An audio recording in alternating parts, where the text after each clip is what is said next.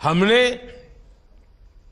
सरकारी बैंकों के मैनेजमेंट को सशक्त किया, प्रोफेशनलिज्म पर बल दिया। हमने देश में छोटे छोटे बैंकों को जोड़कर बड़े बैंकों का निर्माण किया। हमने सुनिश्चित किया कि बैंक में सामान्य नागरिक की 5 लाख रुपए तक की राशि कभी ना डूबे, क्योंकि बैंकों के प्रति सामान्य नागरिक का विश्वास पक्का करना बहुत जरूरी हो गया था। और दोस्तों 2024 का चुनाव आया तो साहब जी पुराने निर्माण गिनाने लगे और हमारे देश के युवा सब्जी का ठेला लगाने लगे। और दोस्तों साहब जी बोल रहे हैं आने वाले समय में इससे ज्यादा भी निर्माण होगा। तो दोस्तों पान की दुकान वाला पान में चूना लगाता है और साहब जी बोलकर ही चूना लगा देते हैं। और दोस्तों एक बात साहब जी ने और बोली थी, बेटी पढ़ाओ और बेटी बचाओ। लेकिन दोस्तों अब देश की महिला सरकार से सवाल पूछ रही है और बोल रही है करने और कहने में बहुत फर्क होता साहब जी। अभी मजा आएगा ना। बहन बेटियां बिल्कुल सुरक्षित नहीं है, उत्तर प्रदेश में भी नहीं है, मणिपुर भी नहीं है। और अगर लोगों को शर्म नहीं आ रही है वो वीडियो देखकर, तो मैं कहूंगी कि ऐसे बेशर्म लोगों को सत्ता में रहने का अधिकार दें। क्या उम्मीद सरकार से कर रही है? सबसे पहले मणिपुर के मुख्यमंत्री को बर्खास्त करें, क्योंकि उन्होंने कहा कि ऐसी घटनाएं निरंतर हो रही हैं। और राष्ट्रपति से हमारा यही निवेदन है कि नियंत्रण में प्रधानमंत्री को अगर पता लग गया है, जैसा कि उन्होंने अभी 2-3 दिन पहले कहा, तो वो कैसे स्थिति को नियंत्रित कर रहे हैं और मणिपुर को जलने से कैसे बचा रहे हैं, हमारी महिलाओं को कैसे न्याय मिलेगा, इस पर हमारी नजरें टिकी। क्या लगता है मैम, सरकार आप लोगों की बातों को संज्ञान में लेगी? क्यों नहीं लेगी? हम एक मजबूत विपक्ष है, हम भी नागरिक हैं और भारत के नागरिक हैं, तो क्यों नहीं संज्ञान में लेगी? हम सड़कों पर हैं, संसद में बोलेंगे, विधानसभा में बोलेंगे, हर जगह। उस बात पर अब क्या कहेंगी जो कहते थे कि बेटी बचाओ बेटी पढ़ाओ? वो कहते थे, वो केवल कहते थे, करते नहीं है। कहने और करने का ये फर्क अब सबके सामने है। और कोई भी व्यक्ति अगर इसको एक और रूप देने की कोशिश कर रहा है तो याद रखिए कि उसके घर में भी बहन बेटियां हैं और कम से कम आज तो शर्मसार हो। और दोस्तों माननीय अखिलेश यादव जी ने बोला 35 करोड़ का पेड़ लगा रहे हैं और देश की जनता परेशान है, लेकिन सांड नहीं भगा पा रहे हैं। और पेड़ लगाएंगे 35 करोड़। आप लोग भी गए होंगे तस्वीर लेने 35 करोड़ पेड़ों की। जो पहले लगे थे वो कागज में लगे थे, ये लगे वो भी कागज में लग रहे हैं। और मुख्यमंत्री जी ने कहा कि इसमें ट्री गार्ड लगाया जाएगा। अगर 35 करोड़ पेड़ों में ट्री गार्ड लगेगा 1000 रुपए का, तो बताओ क्या कीमत होगी, कितने होंगे पैसे? 35,000 करोड़। अरे जो सरकार सांड ना हटा पा रही हो वो ट्री गार्ड के लिए 35,000 करोड़ खर्च करेगी पैसा, जिनके पास कोई पैसा नहीं। इसलिए इनसे बचो, ये झूठ बोलने वाले लोग। इस सज्जन को क्या तकलीफ है भाई, क्या तकलीफ है इनको? और दोस्तों कांग्रेस पार्टी की प्रियंका गांधी जी ने ग्वालियर चंबल में बीजेपी सरकार के एक घोटाले को गिना डाला। अभी मजा आएगा ना। शर्म की बात है, शर्म की बात है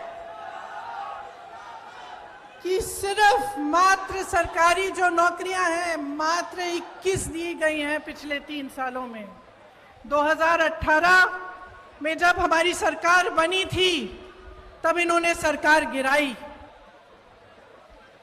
उससे पहले इनकी सरकार 10 सालों से चल रही थी, उससे ज्यादा। आज 18 सालों से इनकी सरकार है और ये परिस्थितियां हैं।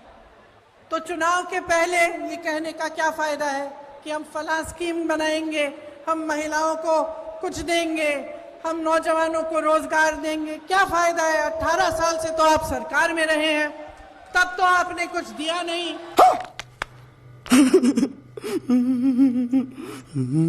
और दोस्तों राहुल गांधी जी ने बहुत बड़ी बात बताई, बब्बर शेर किसी से डरते नहीं। लेकिन दोस्तों इस बात में भी कोई बात होगी। और दोस्तों जनता को ये सब बताना बहुत जरूरी है, क्योंकि दोस्तों ये सब अपनी चुनावी रोटियां सेक रहे हैं। और दोस्तों इतनी तेज तो क्रिकेटर भी नहीं फेंकता जितनी तेज ये फेंक रहे हैं।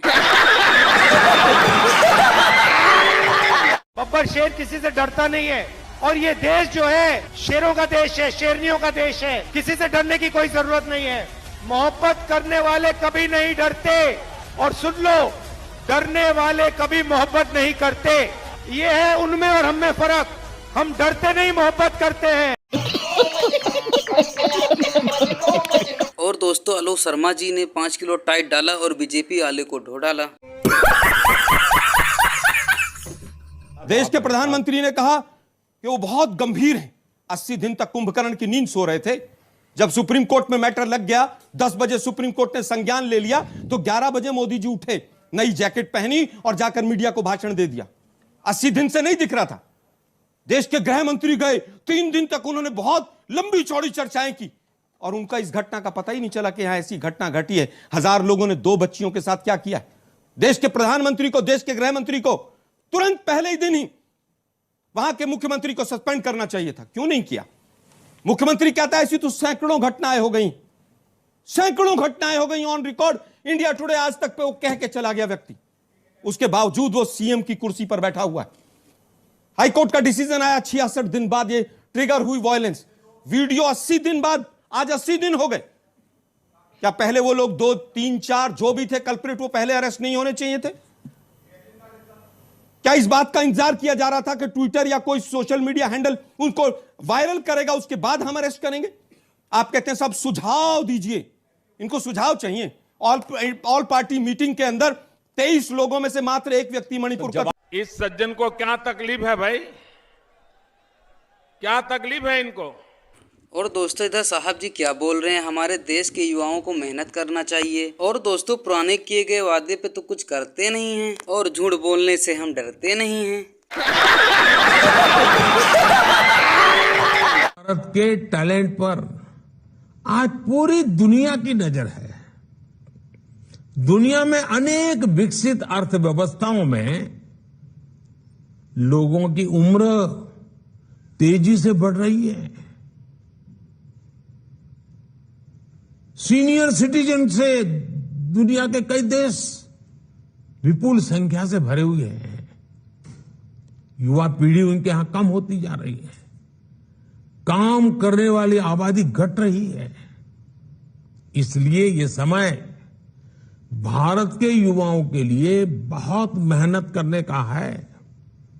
अपनी स्किल, अपनी क्षमताओं को बढ़ाने का है। हमने ये देखा है कि भारत के आईटी टैलेंट की, डॉक्टरों की, नर्सों की और हमारे गल्फ कंट्रीज में तो कंस्ट्रक्शन की दुनिया में काम करने वाले हमारे साथियों की कितनी डिमांड रही है। भारतीय टैलेंट की इज्जत हर देश में, हर सेक्टर में लगातार बढ़ रही है। इसलिए पिछले 9 वर्षों में सरकार का बहुत बड़ा फोकस स्किल डेवलपमेंट पर रहा है। पीएम कौशल विकास योजना के तहत लगभग 1.5 करोड़ युवाओं को ट्रेनिंग दी जा चुकी है। सरकार 30